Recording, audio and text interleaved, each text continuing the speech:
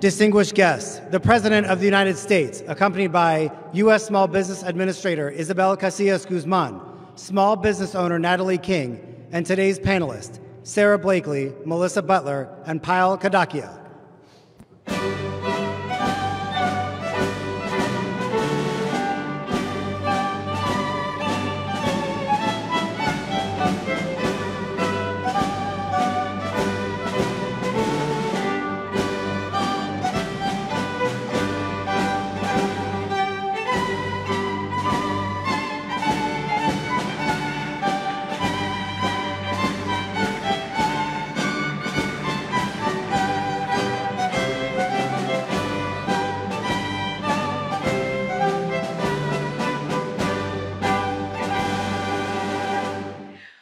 Good afternoon, everybody. Welcome to the East Room of the White House.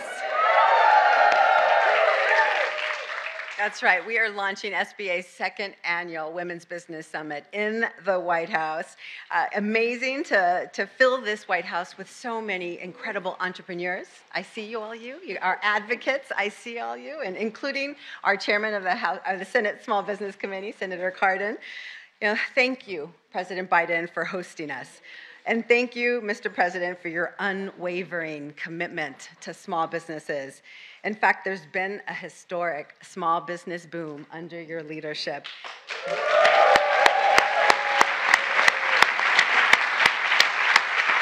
And that's because from day one, President Biden has been a champion for American entrepreneurs, from the smallest of the small, initially left out of COVID relief, who reopened and thrived thanks to his American Rescue Plan, to the inventors, manufacturers, supply chain companies, and contractors seeing growth opportunities thanks to his historic investments in American infrastructure and clean energy, and to our Main Street job creators who are benefiting from legislation that lowers the costs of healthcare and prescription drugs for their workers. And he sees us. He knows women are leading the way as they continue to grow,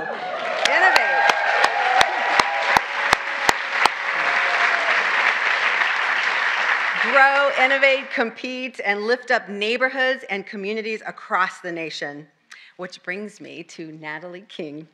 Natalie is the founder and CEO of Dunamis Clean Energy Partners, a multi-million-dollar manufacturing company with over 135 workers throughout Southeast Michigan. That is right. It's a big accomplishment.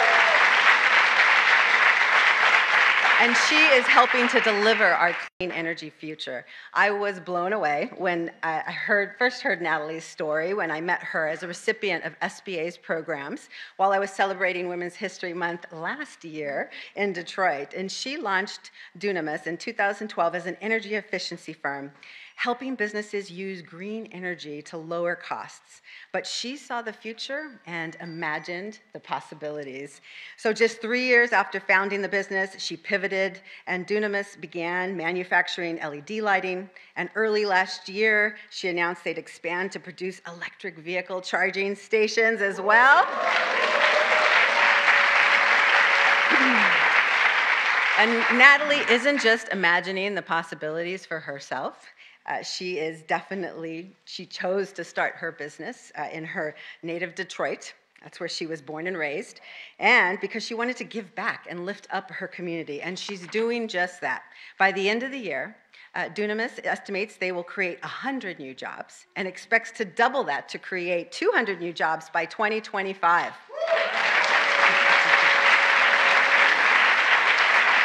And that's what happens when women lead.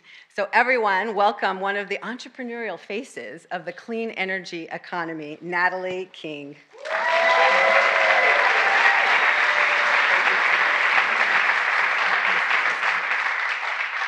Hello, everyone. Good afternoon.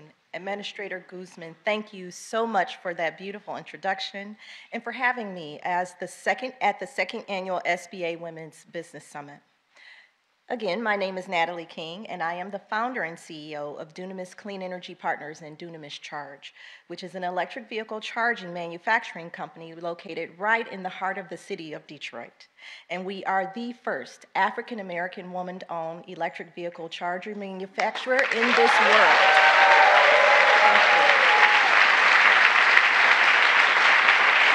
Thank you. We currently employ over 135 workers, and we are on track to manufacture over 400,000 chargers by 2025, adding more than 150 good-paying jobs, including charger technicians, material handlers, engineers, and much, much more. I started Dunamis in 2012, and because I believe that clean energy technology gives entrepreneurs a true opportunity to do good for our communities while being good at what we do.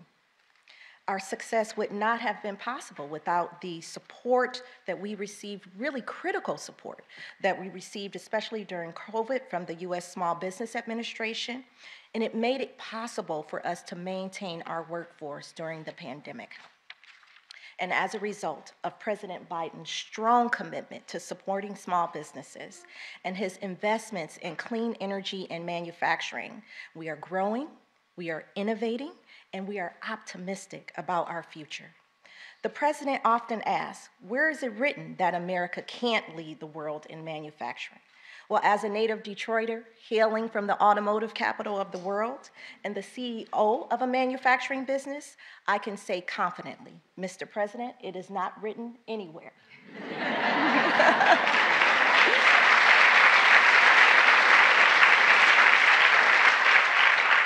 At Dunamis Charge, we believe electric vehicles are for everyone. And I'm proud to say that this country has a president that holds the same belief and who fights for small businesses that look like mine. So with that, it is my great honor and privilege to introduce to you the President of the United States, Mr. President Joe Biden.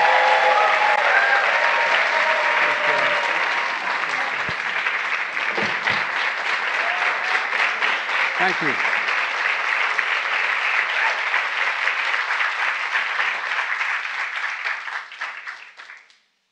My name is Joe Biden. I'm Dr. Joe Biden's husband. And I ate Jenny's ice cream, chocolate chip. I came down because I heard there was chocolate chip ice cream. By the way, I have a whole refrigerator full upstairs. You think I'm kidding? I'm not. God. Ben, how are you, pal? One of the best guys in the United States Congress, Ben Cardin.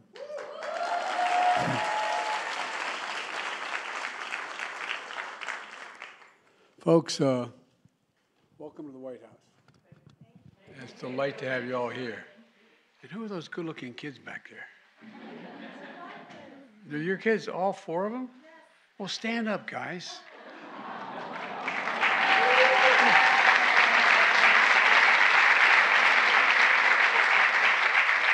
Well, I want you to know, like you, I had two brothers, three in our family, three brothers, and one sister. And my sister is smarter than all of us. Not a joke. She used to be 3 years younger than me. Now she's 23 years younger than me. Yeah.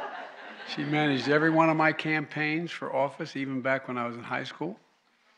We went to the same university 2 years apart. She graduated with honors. I graduated. And we had a simple rule in the family. Listen to Val. My sister Valerie is incredible. So guys, be nice to your sister. You're going to need her. You're going to need her, I promise. It's the same lineup. You're the oldest? Who's number two? Number two? Who's number three? You twins? Are you guys twins? Okay. All right. This how it was in our outfit.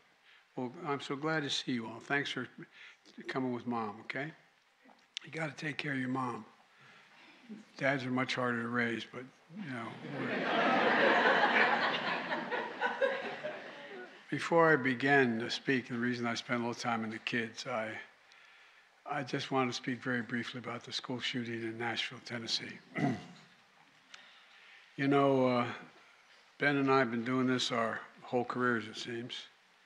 And it's just, it's sick. You know, we're still gathering the facts of what happened and why. And we do know that as of now, there are a number of people who are did not make it, including children.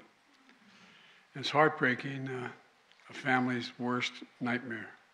And I want to commend the police who responded incredibly swiftly, within minutes, to end the danger. We're monitoring the situation really closely, Ben, as you know. And we have to do more to stop gun violence. It's ripping our communities apart, ripping the soul of this nation, ripping at the very soul of the nation. And we have to do more to protect our schools so they aren't turned into prisons. You know, the shooter in this situation reportedly had 2 assault weapons and a pistol, 2 AK-47. So I call on Congress again to pass my assault weapons ban. It's about time that we begin to make some more progress, but there's more to learn. But I just wanted to send my concern and hearts out to so many parents out there. I've been to so many of these sites, as Ben knows, by virtually every one. And one of the things you folks should, I know you do know, but you should focus on. You know, just like when in the military, when my son was in Iraq for a year, other places, there's so many members of the military coming back with post-traumatic stress after witnessing the violence and participating in it. Well, these children, these teachers, you should be focusing on their mental health as well. And so I'm grateful anyway. Sorry to start off that way, but I couldn't begin without acknowledging what happened. And now I'm grateful that all of you are joining us here today. Natalie, thank you for that introduction and for doing such an amazing thing in Detroit.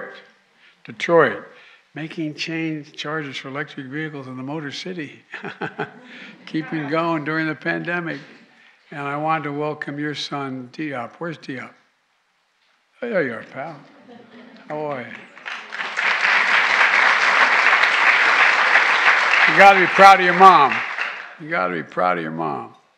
And thanks to folks like Natalie in cities and towns all across America, we're seeing pride coming back. You know, there's nothing that just sort of saps the pride of a city or a town when they lose a business, lose a significant employer. It just feels like you got your soul ripped out. But we're so many people, you're bringing so many people back. You're bringing back business all across America, not just in the East and West Coast. So look, SBA Administrator Guzman, I want to thank you for everything you've done and for your team too, supporting small businesses across America. We're also joined, as I said, by Senator Cardin, the chair of the powerful Small Business Committee, and literally, not figuratively, a true champion of businesses everywhere. And by the way, he's got more integrity in his little finger than most people have in their whole body.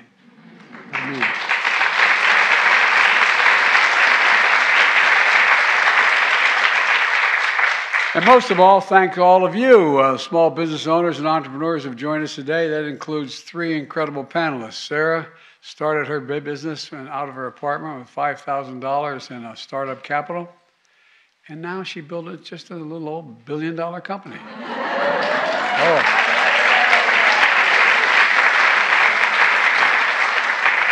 As my mother would say, God love you, dear.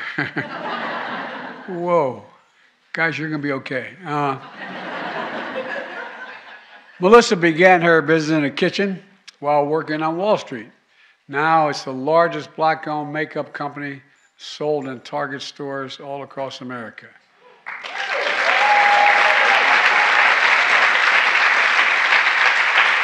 And Powell combined her business training with her lifelong passion for dance and created an exercise platform that has been used in 2,500 cities around the world. And by the way, you were here a couple months ago, performing with the dance company for Diwali celebration.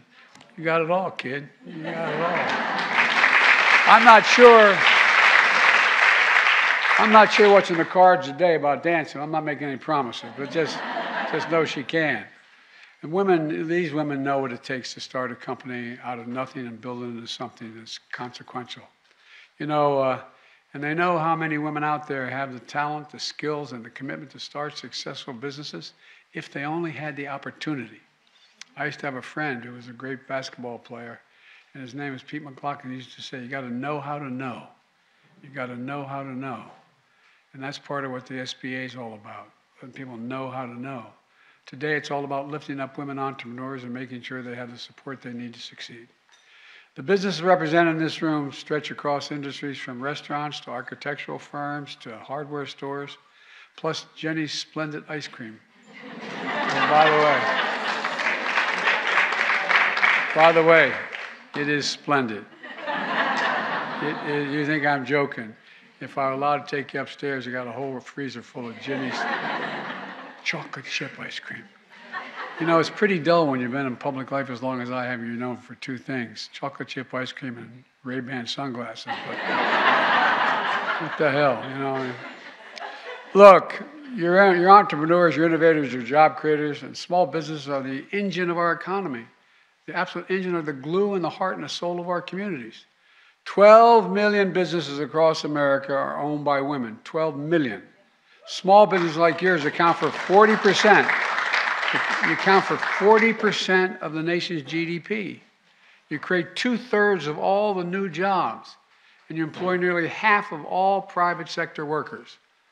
For an American economy is to be strong, it's going to have a strong, small business base. It has to be strong. We learned that again during the pandemic. When I came into office, this economy was reeling. Small businesses were hurting.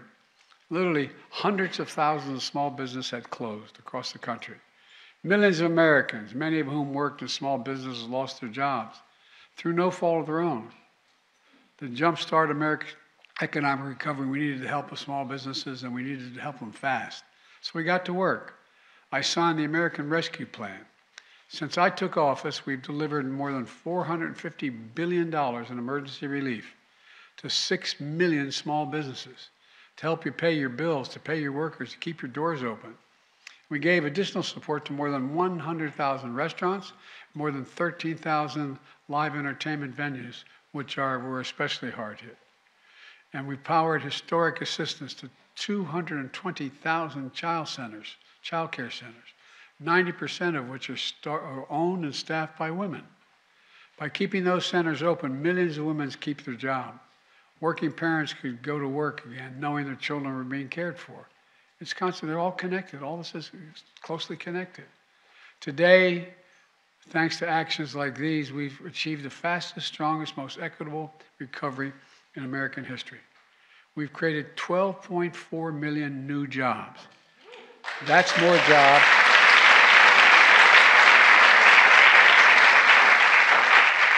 That's more jobs in 2 years than any president has created in a 4-year term. And a majority of those jobs are held by women.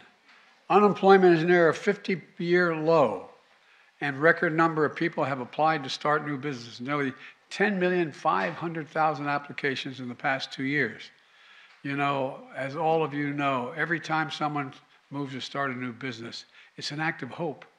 It's an act of hope. We're seeing a lot of these across the country, a lot of hope. And once again, it's women leading the way. In 2021, women started nearly half of all the new business in the United States, up from less than a third having been started by them in 2019. Women-owned businesses like yours add $1.8 trillion to America's GDP every year, and that number grows. And now we'll keep that progress going. And you know that Small Business Administration runs a network of women's business centers across.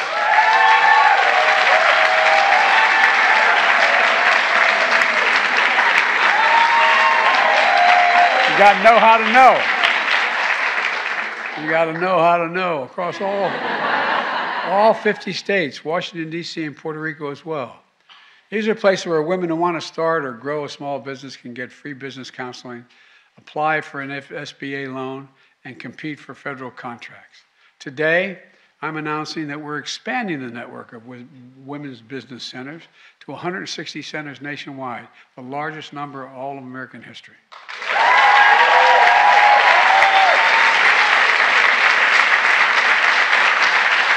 Plus, through the American Rescue Plan, we're investing $10 billion to to make capital available to small businesses. $10 billion is going to programs run by states and U.S. territories and tribal governments, which then are matched with public and private dollars, leveraging tens of billions more for small business. It's about leverage. This is vital because we know that plenty of companies with potential don't get off the ground or can't grow because they can't get the startup funds or venture capital. This can be a major barrier for women entrepreneurs. Last year, startups with all women teams received less than 2% of all the venture capital dollars. My administration, and in particular Vice President Harris, are working hard to change those numbers so more Americans with great ideas and strong plans can get the boost they need to launch successful businesses. Because, by the way, it helps everybody. It helps everybody. And then as we implement major pieces of legislation that I signed into law during the past 2 years, we're ensuring that women are fully at the table. And I mean that sincerely. From the historic bipartisan infrastructure law, rebuilding roads, bridges, water systems, high-speed internet, all across America. We're investing at over $1.2 trillion. If we're going to be the leading country in the world economically, we have to have a leading infrastructure in the world. And we rank near the bottom of major companies now. Countries, I should say. The CHIPS and Science Act, I had trouble convincing people of this, but investing hundreds of billions of dollars, $300 billion, to restore America's technological edge including by manufacturing semiconductor chips. By the way, we invented those chips. Oh, we did. We, the United States of America. And then we got fat and happy. And it seemed like a lot of major corporations thought it's better to export jobs to get cheaper jobs and import product. Not anymore.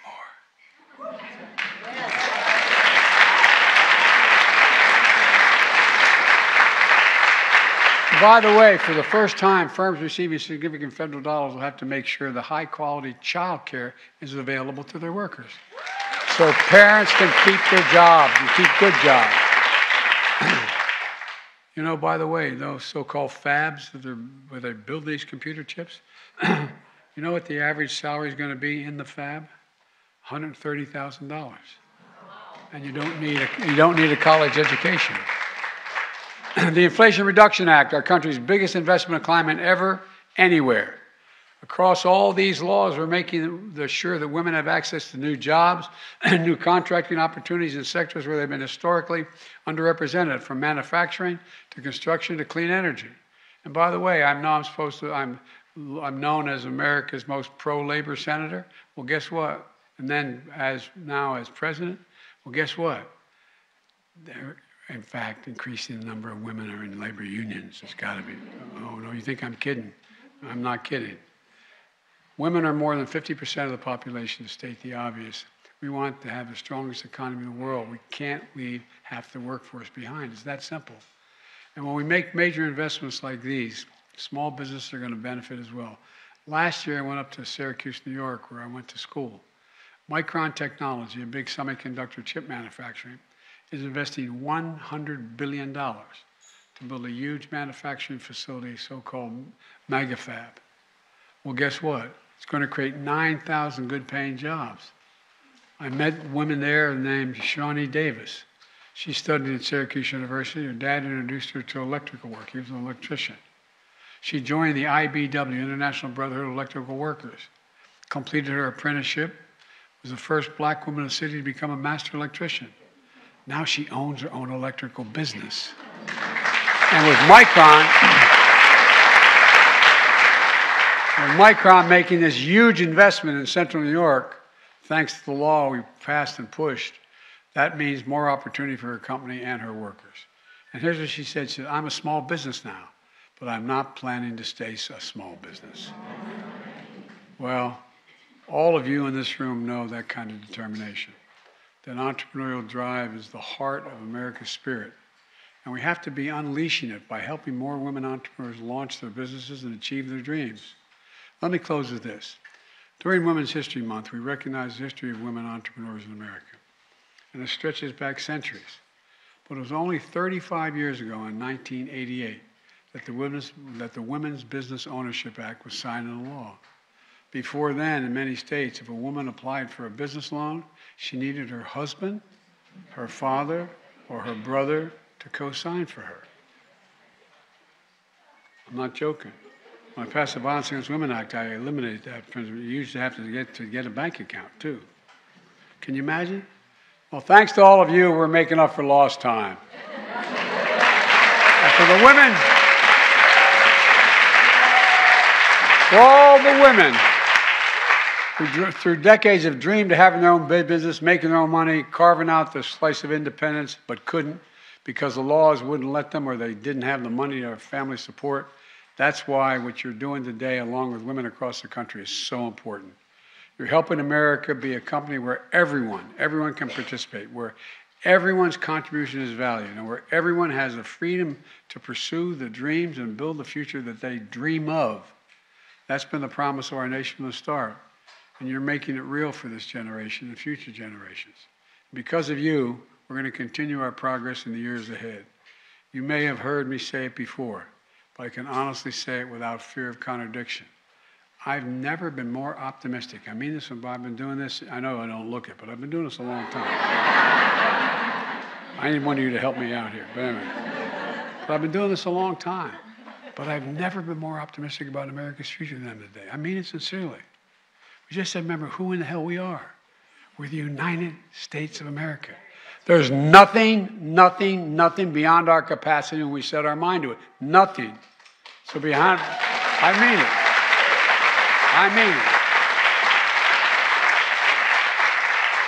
That's when they asked me if I could only do one thing, what would I do? I said I'd cure cancer. They said, why is that? It's not just because cancer affects so many people. It's a big thing. And Americans began to wonder whether they could do big things anymore. Well, guess what? We're going to cure cancer. We're going to cure cancer in the next 25 years. We've just invested $5 billion more than I used to do it. So look, on behalf of a grateful nation, I want to thank you all because you're such an inspiration to so many men and women around the country. You really are. You truly are. May God bless you all, and may God protect our troops. Thank you. Thank you. Folks, I can't stay. I've got to go. But I hope you have a good conference here, and I hope you have a good round table. And there's a little thing going on around the world. Anyway, thank you so very, very much for everything.